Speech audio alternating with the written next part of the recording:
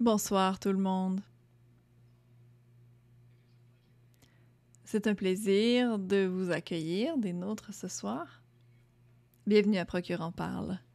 Pour ceux qui sont des nôtres pour la première fois, Procure est une OBNL, par exemple comme la Société canadienne du cancer, mais nous sommes entièrement dédiés au cancer de la prostate. Puisque l'information est le premier remède, Procure offre des webinaires mensuels sur divers sujets. L'idée est d'en apprendre plus sur la maladie qui affecte 12 Québécois par jour. Aujourd'hui, le webinaire se concentrera sur le traitement d'un cancer de la prostate avancé avec l'uro-oncologue Paul Torren du CHU de Québec. Merci beaucoup, Dr Torren, d'accepter notre invitation ce soir. Nous aurons donc d'abord la présentation de notre spécialiste, ensuite une période de questions. Merci aux participants qui ont soumis des questions à l'avance à notre adresse courriel. Vous pouvez aussi poser vos questions en temps réel avec la fonction Q&R au bas de l'écran. Avant de commencer, nous aimerions remercier nos donateurs très chaleureusement. Nous remercions aussi le présentateur officiel du webinaire, Industrielle Alliance, ainsi que nos partenaires Astellas, Janssen, AstraZeneca, ainsi que les laboratoires Merck, qui est d'ailleurs impliqué dans le traitement du cancer de la prostate. Nous remercions aussi les associations des urologues canadiens et du Québec. Procure est membre de l'Association des urologues canadiens, mais elle est aussi reconnue,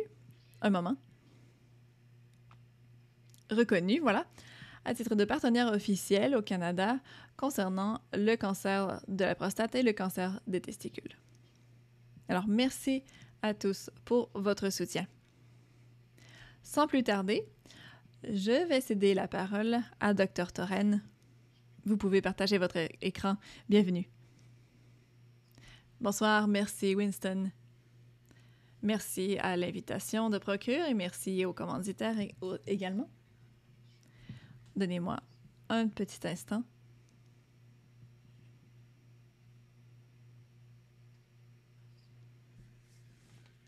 Alors, de nouveau, bonsoir tout le monde. Aujourd'hui, on va couvrir un peu ce que c'est que le cancer de la prostate avancé. Évidemment, il ne s'agit pas d'une consultation médicale, mais j'espère que ça vous aidera à mieux comprendre le cancer de la prostate et de mieux comprendre aussi les options de traitement. Alors, voici les sujets plus précisément que nous allons couvrir ce soir. Premièrement, les scores de Gleason ainsi que la stadification du cancer, les options de traitement. On va parler également des récidives après traitement. Et ensuite, on va se concentrer sur le traitement d'un cancer avancé, l'hormonothérapie, la chimiothérapie, le traitement des métastases, les dépistages génétiques et des nouvelles percées en recherche. Comme on l'a mentionné, il y aura une période de questions à la fin.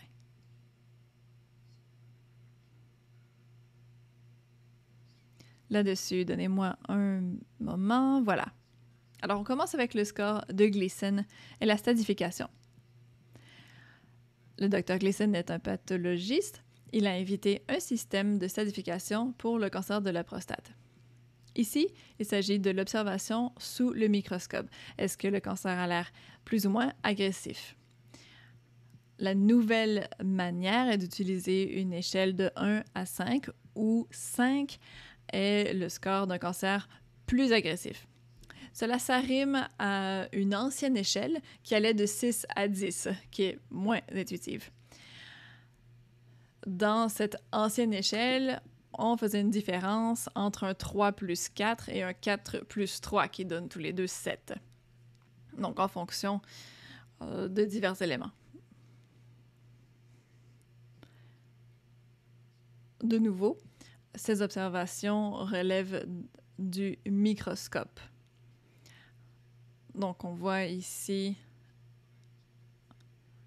2 éléments qui nous donnent un score sur 10 et qui sont ensuite regroupés sur une échelle de 1 à 5, plus intuitive. Nous utilisons donc les descriptions comme étant bas, intermédiaire favorable, intermédiaire défavorable, élevé et très élevé concernant le risque de progression. De nouveau, il ne s'agit pas de la progression ou c'est-à-dire de la propagation du cancer. Il s'agit vraiment de l'agressivité du cancer qui est détectée sous le microscope.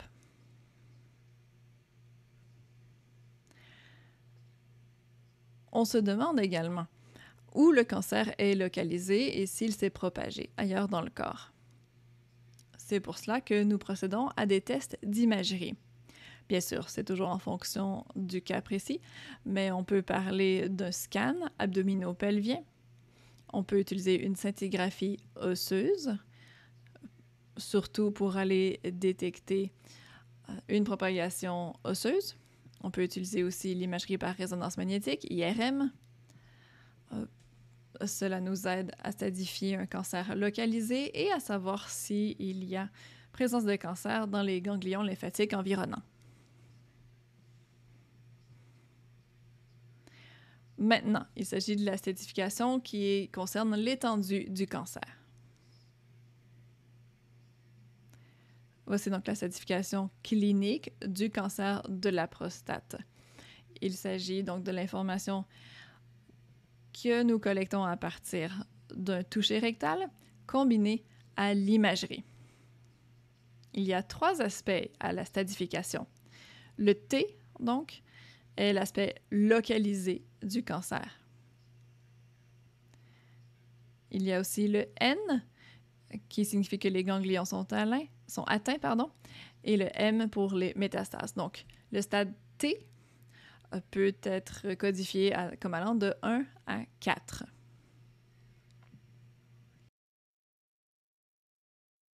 Souvent, on peut procéder, disons, à un grattage de la prostate et de manière inopinée découvrir un cancer qui serait souvent, par exemple, au stade T1. Le T2 sera détecté au toucher rectal lorsqu'on trouve, par exemple, une nodule suspecte.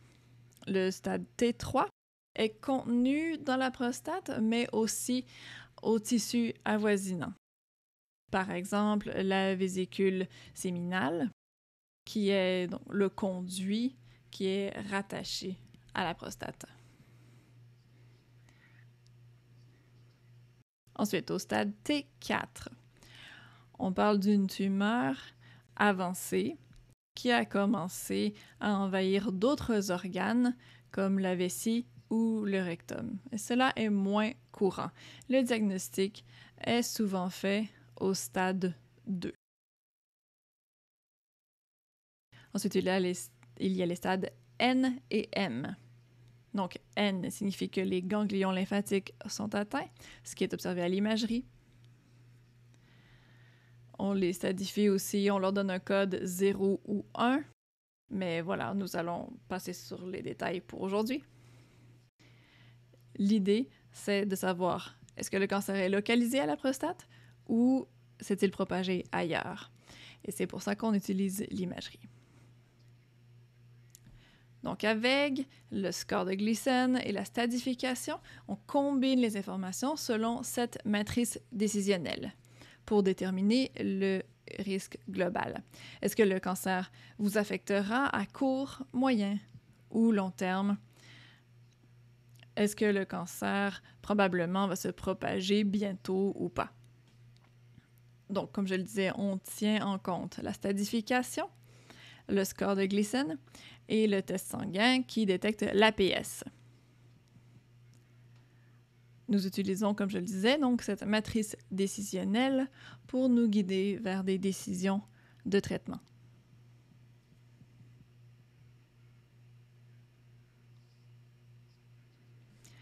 Certains cancers présentent un risque très faible et même des cancers où on a un risque élevé.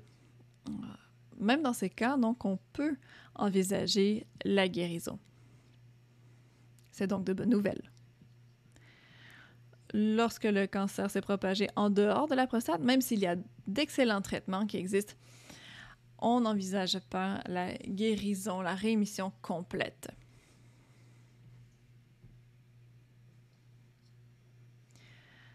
Donc, abordons maintenant les options de traitement.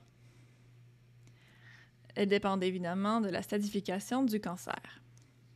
Pour un cancer localisé, il y a 2 catégories d'intervention, la chirurgie et la radiothérapie. Bien sûr, ces 2 catégories se déclinent en plusieurs options. On peut avoir une ablation de la prostate, ouverte ou robotique. C'est là qu'on retire complètement la prostate du corps ainsi que ses conduits, les conduits qui y sont rattachés. On peut aussi utiliser la radiothérapie. Il peut s'agir de radiothérapie externe, donc avec un agent externe au corps, et on cible la prostate et parfois les ganglions avoisinants. On peut aussi utiliser la curéthérapie. C'est là qu'on insère le traitement dans le corps temporairement. On peut faire aussi de la curéthérapie donc à haut débit ou à moindre débit. Et on la combine parfois à de l'hormonothérapie, en fonction bien sûr du stade du cancer toujours. Et l'hormonothérapie est prescrite typiquement environ 6 mois. Il y a toujours évidemment l'option des essais cliniques pour la validation de traitements en cours.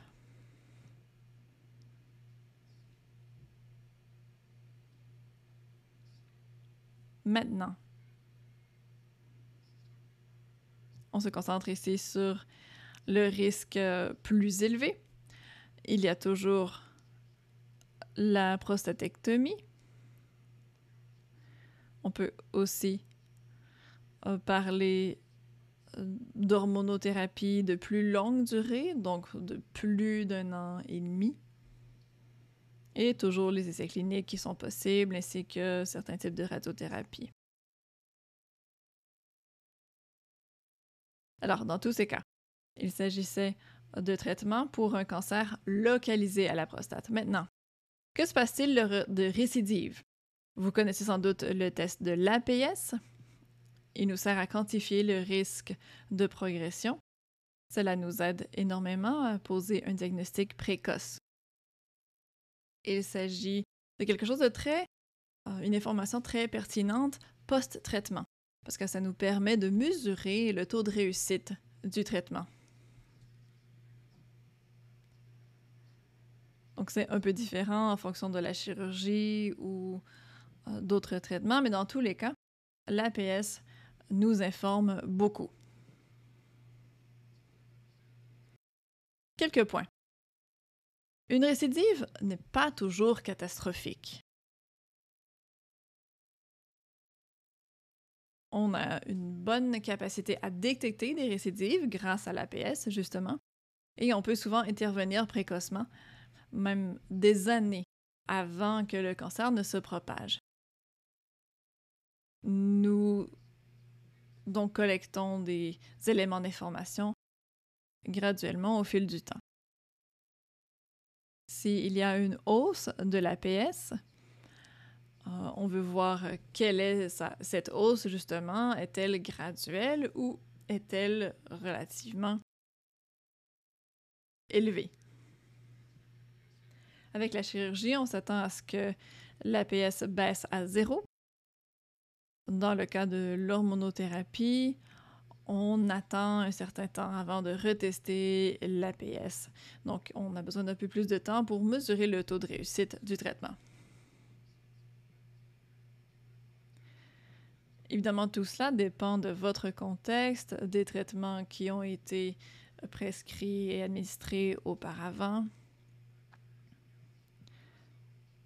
Mais il y a toujours de la radiothérapie ou de l'hormonothérapie dite de rattrapage si les premières lignes de traitement n'ont pas réussi comme on l'aurait voulu. Il y a également quelques autres options. Maintenant, si on se concentre sur le cancer avancé, c'est-à-dire un cancer qui connaît une récidive malgré une thérapie locale ou un cancer qui est déjà propagé en dehors de la prostate au moment du diagnostic. Comme je disais, il s'agit d'une minorité de patients qui sont dans cette situation. On parle d'environ 10% des patients. La survie est quand même plutôt bonne. Il ne s'agit pas donc d'une peine de mort. On peut vivre plusieurs années confortablement avec un cancer de la prostate. Évidemment, il y a plusieurs présentations possibles. Il y a eu beaucoup de développement dans la dernière décennie par rapport à ces options de traitement pour ces cas de cancer de la prostate avancé ou avec métastase.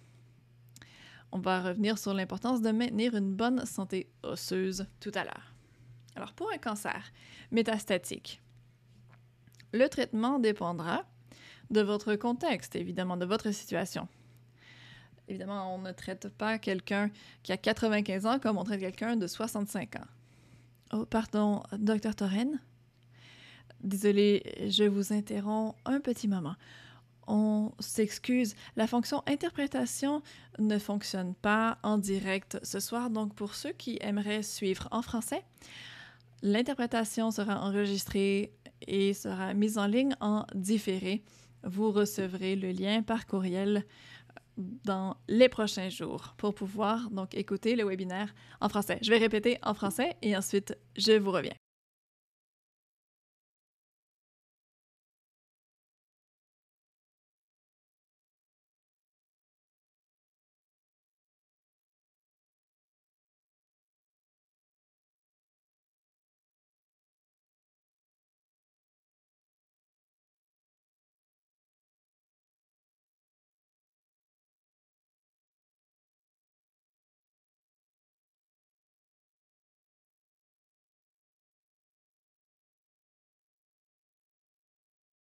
Bien, donc je reprends. Donc ici, le traitement d'un cancer métastatique dépendra de votre score de glycine, de votre stade de cancer, votre taux d'APS. On tient bien sûr en compte aussi de comorbidité, de l'existence d'autres maladies. Et bien sûr, on tient en compte l'existence de vos éventuels symptômes. Voici une liste des options qui existent pour le traitement d'un cancer de la prostate métastatique qui s'est donc propagé ailleurs dans le corps. On a l'hormonothérapie standard. Il s'agit d'un traitement qui est là pour réduire la testostérone. La testostérone alimente le cancer de la prostate. Lorsqu'on réduit donc la testostérone, c'est très efficace pour contrôler le cancer de la prostate. Il y a aussi de l'hormonothérapie de nouvelle génération. Elle fonctionne à peu près de la même manière, mais plus efficace, en gros. Cela bloque l'action de la testostérone et donc le cancer régresse très efficacement. Donc, ce sont des traitements qui contrôlent le cancer, mais le cancer va quand même persister. Donc, l'hormonothérapie. Maintenant, on utilise la radiothérapie pour un cancer métastatique. Ça peut être de la radiothérapie pour la prostate ou pour les métastases, notamment pour des régions douloureuses comme les os. Cela peut particulièrement contribuer à une bonne qualité de la vie. La chimiothérapie est utilisée dans certaines circonstances, notamment lorsque le cancer est en progression. Toutefois, ce n'est pas, disons, la thérapie de base. Elle est utilisée en combinaison. Il y a des essais cliniques, bien sûr, qui sont prometteurs avec des agents médicamenteux nouveaux. Dans certains cas, il faut donc prouver, bien sûr, au gouvernement que le traitement utilisé dans un autre pays est efficace. On peut également utiliser la chirurgie, dans certains cas, pour soulager les symptômes. Et on traite les métastases osseuses avec certaines médications, parfois par chirurgie, parfois par radiothérapie. Quel est le rôle de l'hormonothérapie en plus de détails? L'hormonothérapie agit en empêchant le corps de sécréter ou d'utiliser la testostérone et d'autres hormones masculines. Cela freine la croissance du cancer. Cela peut aider à contrôler le cancer, donc pendant plusieurs mois, voire années. Il s'agit d'un traitement fondamental. Dans le cas d'un cancer qui est récidive, on utilise aussi l'hormonothérapie. Il s'agit d'injections aux 1 à 6 mois. C'est donc le même traitement en combinaison, c'est-à-dire avec d'autres thérapies dans certains cas. Donc l'hormonothérapie n'est pas là pour guérir le cancer. Elle est efficace pour, premièrement, donc réduire le niveau de testostérone dans l'ensemble du corps, même si c'est donc pour les tumeurs dans les os. Donc on peut diminuer la taille des tumeurs. On peut augmenter l'efficacité d'un autre traitement en combinaison, comme la radiothérapie, que ce soit pendant 6 mois ou 18 mois ou peu importe le cas. L'hormonothérapie peut aussi réduire la croissance d'un cancer de la prostate avancée qui récidive. Il s'agit vraiment d'un élément fondamental, d'un pilier dans le traitement. Il y a plusieurs types d'hormonothérapie. Il y a des injections qui peuvent être administrées. Il y a également des implants. Bien sûr, il y a différentes doses et tout ça. On peut même avoir des comprimés oraux sur plusieurs années. Ça peut aller même jusqu'à 10 ans. On peut aussi utiliser la chirurgie où on fait l'ablation des testicules, puisque ce sont les testicules qui sécrètent la testostérone. Donc, le résultat est similaire. On vient retirer la testostérone de l'organisme.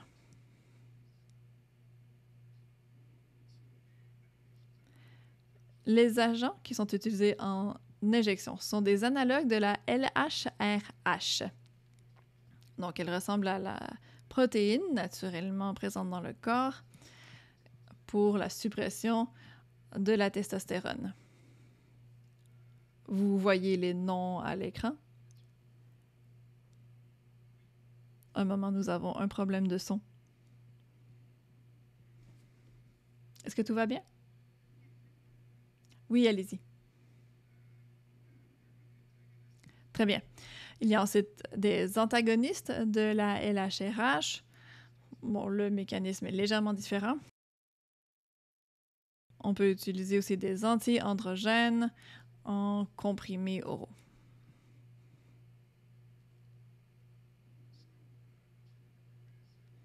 J'ai déjà mentionné comment l'hormonothérapie est administrée, typiquement tous les mois ou 3 ou 6 mois. Elle peut être utilisée avec des agonistes de la LHRH, typiquement sur une période, par exemple, d'1 mois. Et on teste ensuite si le traitement est réussi.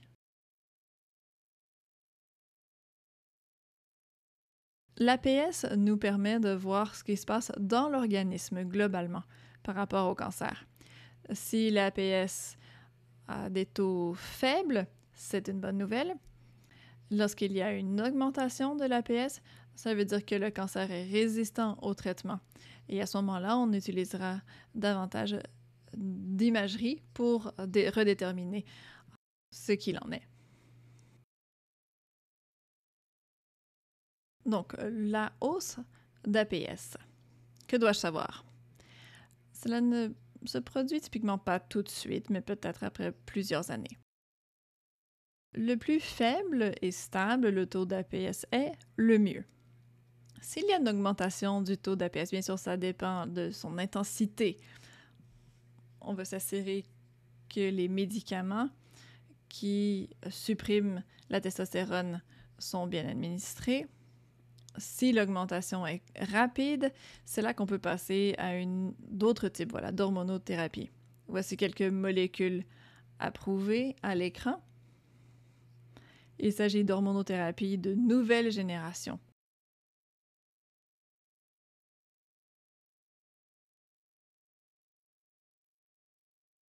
On les utilise pour un cancer qui résiste au traitement, qu'il soit métastatique ou non. Et il est utilisé pour un cancer qui récidive après traitement. Le mécanisme est donc toujours de bloquer l'action de la testostérone. Elle est administrée par voie orale. Elle contrôle et retarde la propagation du cancer, notamment vers les os. Et elle prolonge les années de vie du patient. Alors maintenant, la chimiothérapie. C'est utilisé après les médications autres. La chimiothérapie peut donc aussi ralentir la progression du cancer, prolonger la vie et la qualité de vie. Elle permet de traiter le cancer peu importe où il se trouve dans le corps. Elle permet de traiter le cancer peu importe où il se trouve dans le corps. Elle peut être utilisée aussi pour traiter certains symptômes. Il y a 2 types de chimiothérapie approuvés au Québec. Le docétaxel et le cabazitaxel. Il s'agit de chimiothérapie qui inclut bien sûr des effets secondaires indésirables comme la perte des cheveux, la nausée. Elles sont typiquement administrées avec de la prédnisone qui permet de contrôler certains de ces effets indésirables. Il s'agit d'une perfusion en centre hospitalier. Cette chimiothérapie est prescrite typiquement en cycle aux quelques semaines. Bien sûr, cela dépendra des conseils de votre oncologue. Comme je l'ai mentionné, il y a des inconvénients à la chimiothérapie, la nausée, les vomissements, la fatigue, la vulnérabilité aux infections également.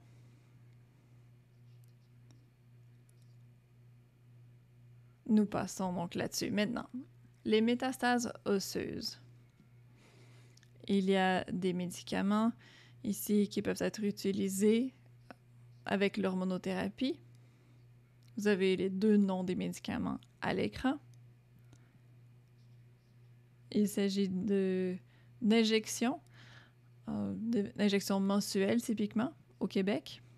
Cela permet de renforcer les os et donc de diminuer la douleur liée au cancer qui se trouve dans les os.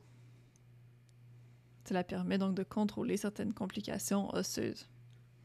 J'ai mentionné la radiothérapie également, la radiothérapie palliative pour les métastases osseuses qui causent de la douleur. On peut donner de 1 à quelques traitements. Les avantages sont donc de diminuer la douleur et de réduire les symptômes. Le radium-223 est un agent radioactif utilisé en médecine nucléaire. Il s'agit donc d'un élément qui est injecté dans le corps et qui rejoint les métastases osseuses et ainsi émet des radiations. Cela permet de diminuer la douleur osseuse, réduit les complications osseuses également. Cela améliore la qualité de vie ainsi que le pronostic de survie. Mais c'est offert seulement aux patients qui ont des métastases osseuses douloureuses. Maintenant, qu'en est-il des tests de dépistage génétique? C'est un nouveau sujet. Je le couvre rapidement. Il y a des traitements disponibles en particulier. Bon, il ne s'agit pas d'une liste exhaustive ici, mais certains patients peuvent porter des mutations. Il y a des patients également qui ont des antécédents familiaux de cancer, cancer donc dits hormonaux, par exemple du sein, de l'ovaire. Il y a aussi des syndromes de cancer héréditaire. Certaines descendances, par exemple juive ashkénaze, sont plus susceptibles de développer ces cancers. Et donc, on utilise des tests de dépistage de plus en plus. Ce sont des développements très récents. Il y a certaines mutations connues liées au développement d'un cancer de la prostate. Les deux principales sont BRCA1 et 2, donc le syndrome héréditaire de prédisposition au cancer du sein et de l'ovaire. On a aussi ce qu'on appelle le syndrome de Lynch. Il s'agit de quelques gènes liés au cancer de la prostate. Il y a aussi des gènes de pénétrance modérée qui sont à l'étude en ce moment. C'est bien important de faire ces tests de dépistage. Donc, pour qui ça s'applique, il y a des traitements d'entretien ciblés, donc des inhibiteurs de PARP. C'est approuvé au Québec. C'est une option de traitement très intéressante si vous êtes porteur de certaines mutations. Il y a des indications, évidemment, pour les proches du patient. Donc, un dépistage personnalisé. Évidemment, il y a des membres de votre famille qui peuvent être susceptibles de développer des cancers s'ils sont porteurs de cette mutation. Donc, on procède à un dépistage personnalisé dans certains cas et il y a des séances de consultation en génétique pour ces cas. Rapidement maintenant, quelles sont quelques récentes percées ou avancées en recherche? Sur cette diapo, je tente d'expliquer où on en est en 2022 par rapport au traitement du cancer avancé. Du cancer de la prostate, toujours. Donc, il existe le cancer hormonosensible et le cancer résistant à la castration. Donc, il s'agit, dans ce deuxième cas, de cancer qui progresse malgré la castration. À ce moment-là, vous voyez les options de traitement. Il y a toujours des tests d'imagerie qui sont faits pour nous guider. On a aussi deux autres catégories, à savoir si le cancer est métastatique ou non. Les options de traitement sont donc répertoriées à l'écran. Il y a une évolution. Il est très clair que l'hormonothérapie seule, dans le cas d'un cancer métastatique, n'est pas suffisante. Pour les patients qui le peuvent, donc, on recommande une combinaison de l'hormonothérapie avec un autre traitement. Vous les avez donc à l'écran à gauche. Par exemple, l'abiraterone avec docetaxel ou autrement.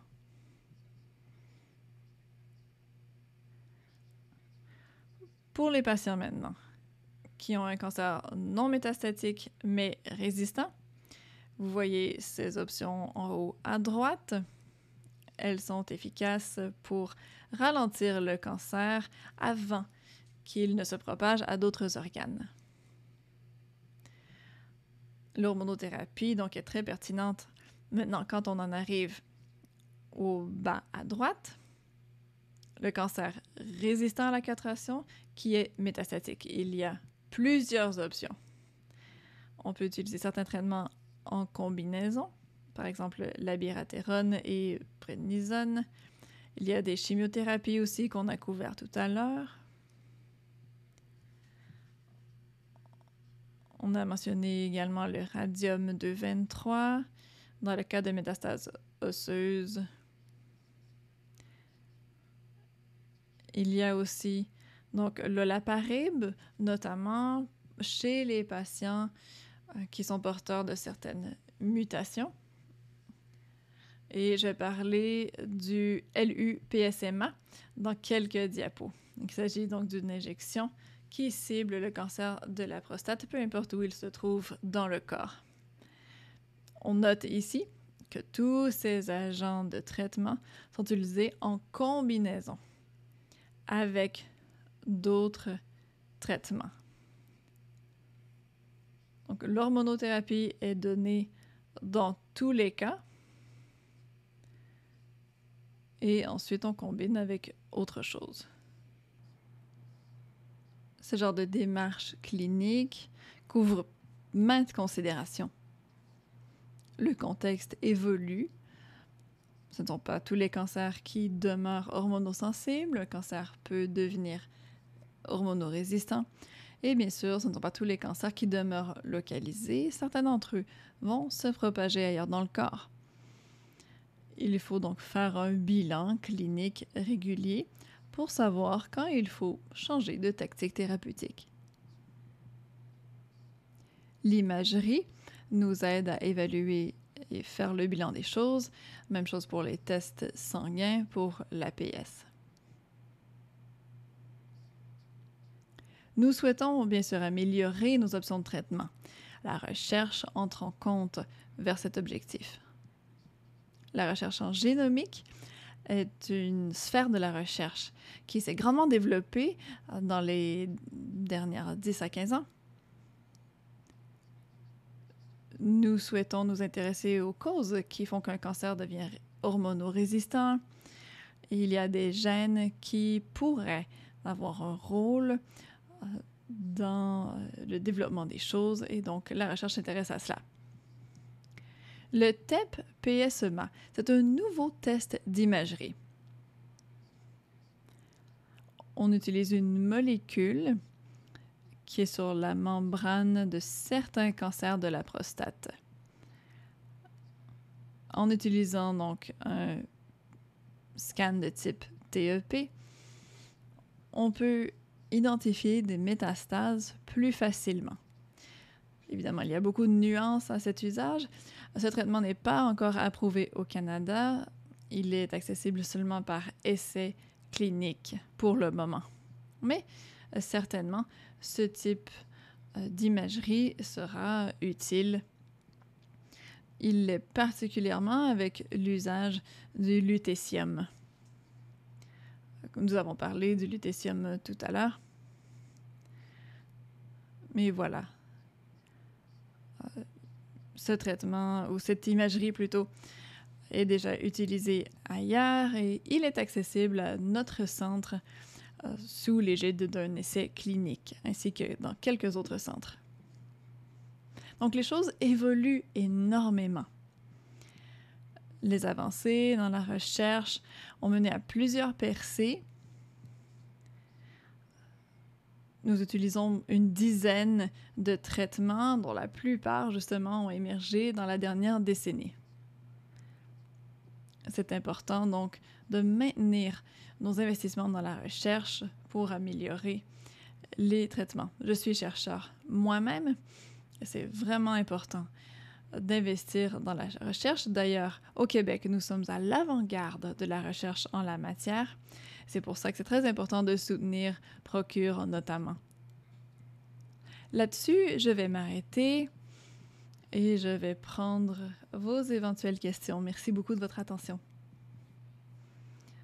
Bonsoir, Dr. Toren. Alors, j'ai quelques questions à vous poser. La première, quel est le pourcentage de récidive post-chirurgie ou post-radiothérapie, avec ou sans hormonothérapie? Et pouvons-nous savoir où se trouve dans le corps cette récidive? Certainement. Alors, la récidive est typiquement détectée, presque toujours détectée par les tests d'APS. Bon, c'est difficile de comparer l'intervention chirurgicale et la radiothérapie, et ce pour plusieurs raisons. Avec la chirurgie, on évalue le résultat de l'ablation. Avec la radiothérapie, on évalue plutôt les choses par biopsie. C'est aussi difficile de définir ce qu'est une récidive. C'est différent après ou avant le traitement.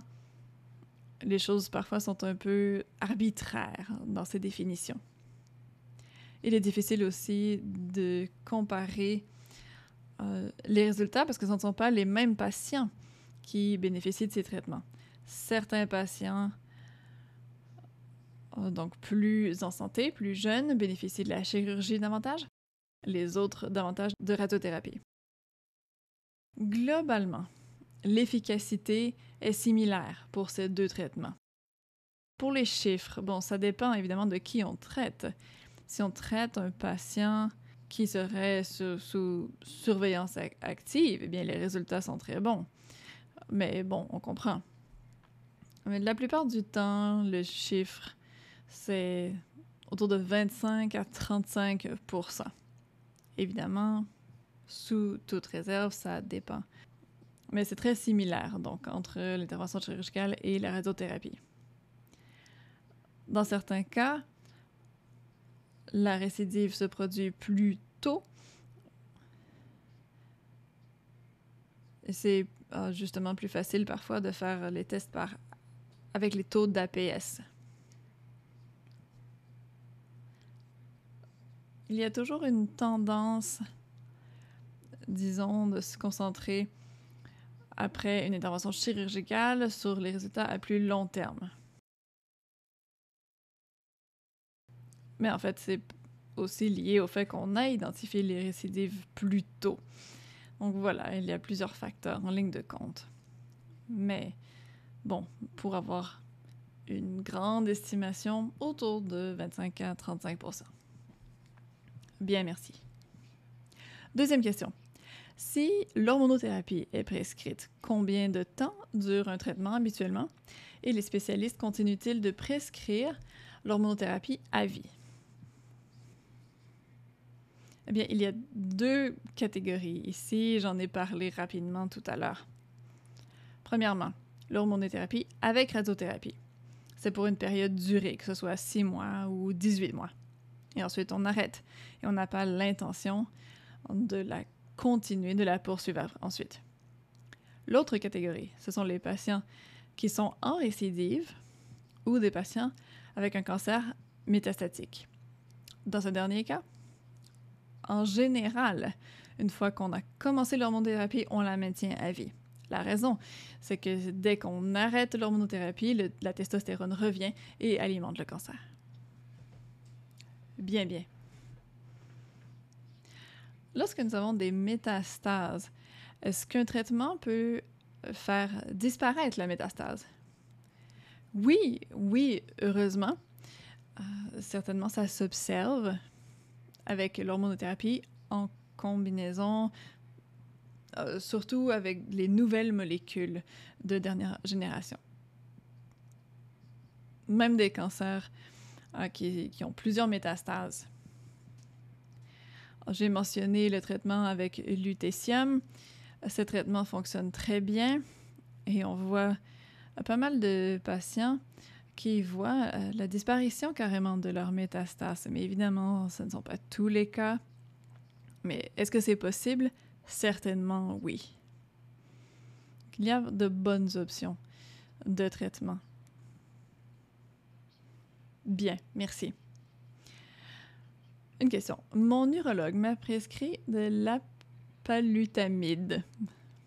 J'aimerais savoir pourquoi je dois recevoir mes injections d'hormonothérapie standard si je suis résistant à ce type d'hormonothérapie.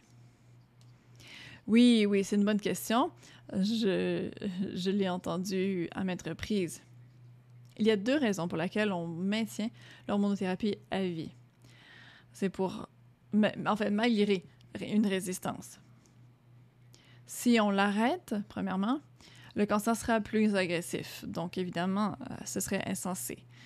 Même si le cancer est résistant, il est, disons, partiellement résistant. Donc, si on cesse l'hormonothérapie, le cancer progressera. La deuxième raison, c'est qu'avec les études que nous avons faites, l'hormonothérapie est maintenue. Donc, dans toutes les études, tous les essais cliniques, on maintient toujours l'hormonothérapie. Donc, c'est, disons, notre étalon, notre comparatif. Il y a peut-être quelques exceptions où on peut faire une hormonothérapie intermittente, surtout si le cancer est non métastatique.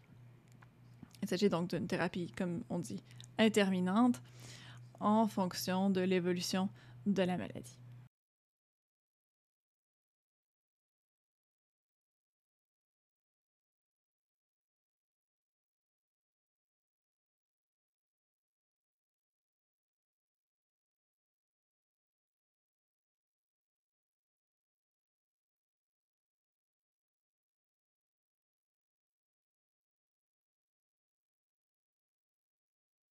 Alors, Dr. Toren, on poursuit avec les questions. Une question qui nous dit « J'ai vu qu'il y a 2 nouveaux traitements approuvés pour un cancer de la prostate agressif. Le premier, olaparib. Qu'est-ce que c'est? Et qui peut bénéficier de ce traitement? » Oui, alors, l'olaparib a été récemment approuvé au Canada et par le gouvernement québécois. Il s'agit d'un agent médicamenteux qui cible une tumeur avec une mutation précise impliquée dans la réparation de l'ADN. Donc, ça vient tirer avantage de cette mutation pour tuer la tumeur. Donc, si on est porteur de ce gène, avec ce médicament, on peut cibler le cancer de manière très précise. Il s'agit d'un traitement aussi par voie orale. Il y a certains effets secondaires, mais beaucoup plus tolérables en général que la chimiothérapie. Oui, donc, un double bénéfice, excellent. Mon urologue m'a parlé de nouveaux traitements au lutécium, mais ne peut pas me garantir si je suis un candidat pour ce traitement novateur. Alors, de quoi s'agit-il? Oui, il s'agit d'une molécule radioactive. Elle est administrée par injection. L'idée est d'attaquer une molécule à la surface du cancer qui s'appelle PSMA. Alors, cette molécule s'accroche à la surface et elle est transportée. C'est un isotope radioactif, donc Lu-177, et ça permet de tuer la cellule à laquelle ensuite le lutécium est attaché. C'est très efficace. Ce traitement n'est pas approuvé pour le moment au Canada, outre des essais cliniques. Il y a des essais cliniques, justement, ouverts là-dessus au Québec. C'est un traitement très, très prometteur.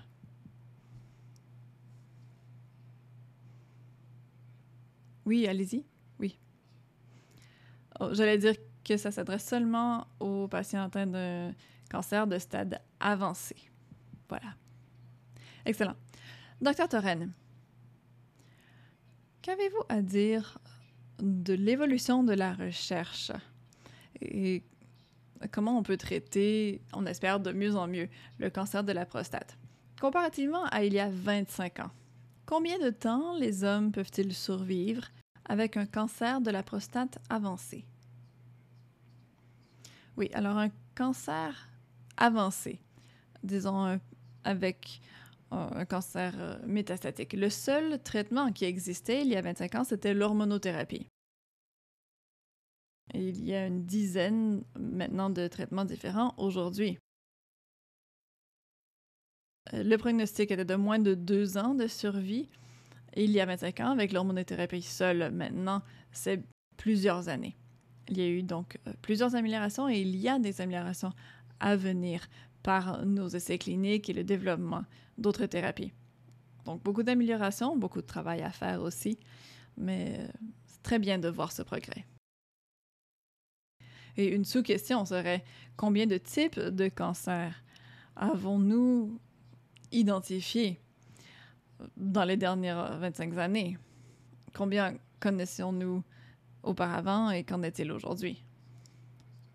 Eh bien, le cancer de la prostate métastatique, en fait, est de moins en moins courant grâce à la détection de l'APS depuis les années 90. Donc, on diagnostique le cancer bien plus tôt et donc on le guérit beaucoup plus. Donc, avec le dépistage de l'APS, beaucoup moins de cancer de la prostate métastatique. Mais il s'agit quand même de cancers très courants chez les hommes. Et bien sûr, oui, il nous faut mener plus de recherche et la recherche coûte cher, n'est-ce pas? C'est pour ça que les gens doivent soutenir Procure. Et justement, nous avons un événement qui s'en vient. Nous avons un événement qui s'en vient qui s'appelle la Marche du Courage Jean Pagé. C'est une excellente source de financement. Il y a aussi l'affaire Papillon à l'automne, une autre bonne source de financement. Combien diriez-vous d'argent est-il nécessaire par année à investir en recherche pour continuer de progresser? Eh bien, je ne suis pas la meilleure personne pour répondre à sa question, mais je peux vous dire que les essais cliniques, ça coûte très, très cher. Il y a justement un essai clinique avec le lutécium qui a été financé avec des organisations charitables et philanthropiques récemment, et justement, ça a coûté des millions. C'est pour prouver que le lutécium est efficace pour un cancer de la prostate résistant à la castration, mais voilà, il s'agit de millions de dollars. Oui, et au Québec, je crois qu'on a 4 hôpitaux universitaires, donc à Montréal, à Sherbrooke, à Québec. Qu'en est-il ailleurs au Canada?